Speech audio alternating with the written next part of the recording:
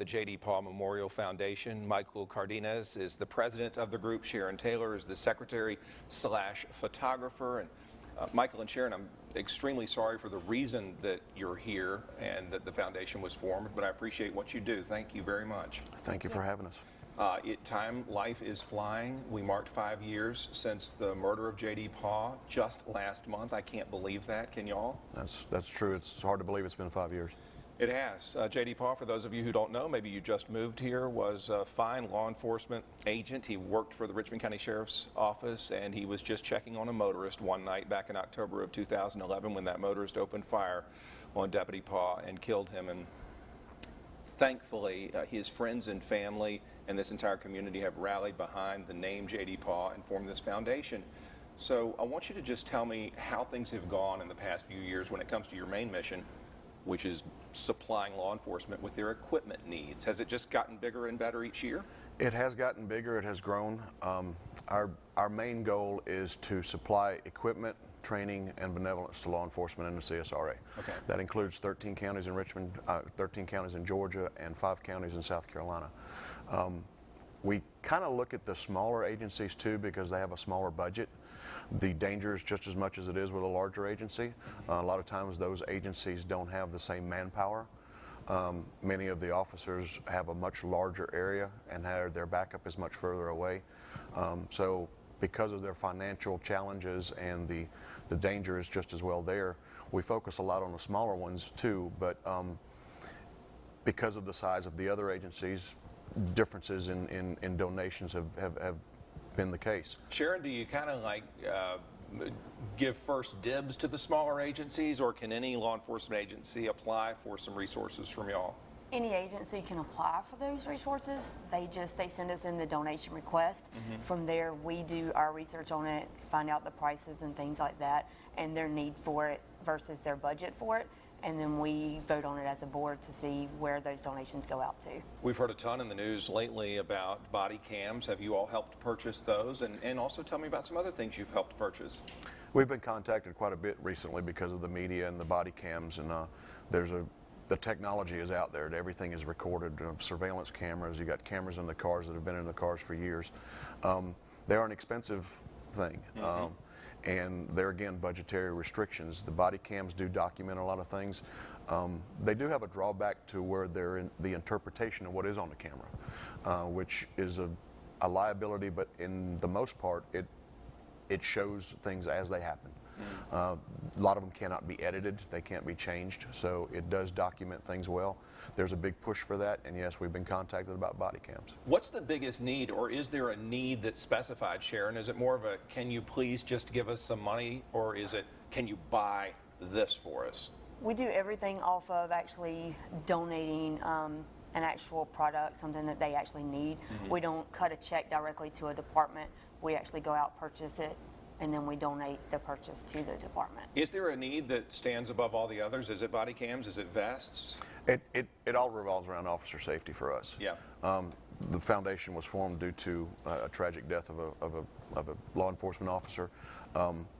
Anything that helps them makes their job safer, makes their job more professional and more where they can service the community better. That's what we look at. We actually get the requests, and there's usually an invoice involved that shows costs and things like that. We research the equipment, we research the necessity, we research what the cost effectiveness is of it. So it's not like we're giving a blank check to the agency and then they do with that money what they wish. We want to make sure it goes to the guys in the street. We've tried to build a diverse board that has people from different walks of life, different experiences and different things, so we can have contacts to research this. We have people in law enforcement, we have an attorney, we have doctors, we have business owners, we have business managers.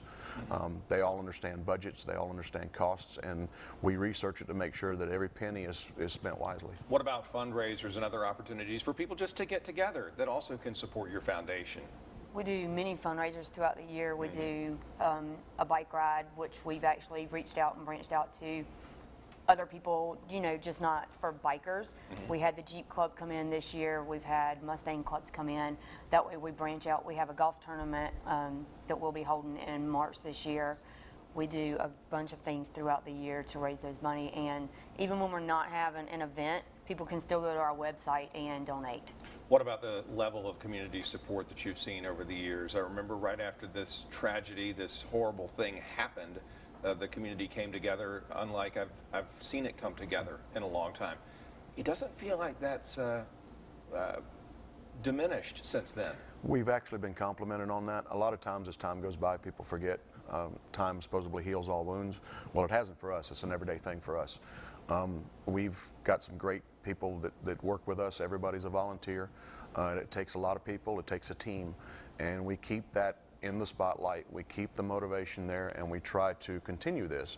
And usually, as time passes, things diminish, and people start to forget, or either not necessarily forget, but you know, it's been so long that they don't really want to understand that it's still an ongoing thing. And that's one thing that we're proud of, that we've kept it going. We've kept the donations coming in, and we're proud of that. How is JD's family doing day to day? They've actually suffered another loss a little over a year ago. JD's brother passed away also in October. He was an integral part of the foundation. He was a part of the board. And so they've suffered another loss, but they strive through it, and they're an admirable family. I always tell people we didn't plan to start a memorial foundation that did this. We simply wanted to do a motorcycle ride. JD was a motorcycle enthusiast. I was as well. We wanted to do a memorial ride and give the money to the family. And, you know, just to say thank you, whether they needed it or not. The family turned around and said, well, we want the money, whatever money is raised, to go back into law enforcement. So that made us sit down and think, well, how do we do that? How do we responsibly do that?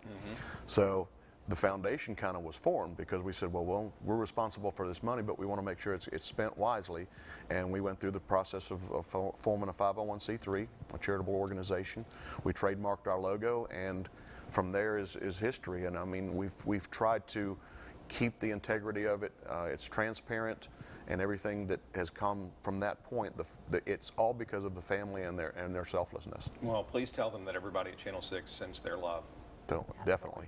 And thank you all both for being here. I want to put some information on the screen so you can donate to the J.D. Paugh Memorial Foundation. There's their website, jdpaughmemorial.org, and there's the Twitter feed, always up and running, so you can reach out to them and help them continue to help law enforcement agencies, as you heard Michael talk about, and Sharon, all over our area.